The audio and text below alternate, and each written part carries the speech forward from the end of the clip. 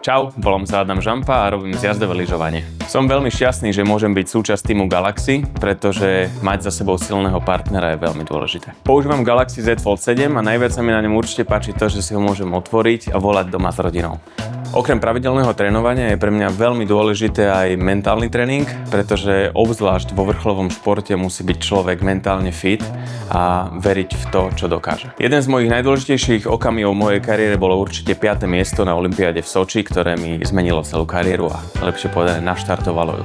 3 slová, ktoré popisujú moju doterajšiu olympijskú kariéru sú šťastie, zdravie a pravidelný tréning. Čiže tréning. Byť na olympiáde pre mňa znamená určite vrchol 4-ročného cyklu. Môj cieľ na olympiáde v Miláne je určite uspieť a podať svoje najlepšie jazdy.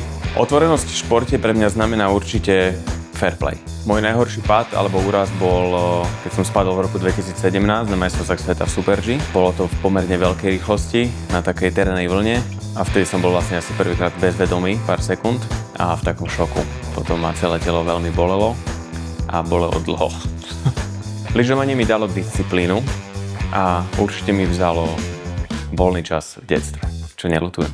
Moje najobľúbenejšie potréningové jedlo je určite pasta pomodoro. Lyžovanie pre mňa znamená môj život.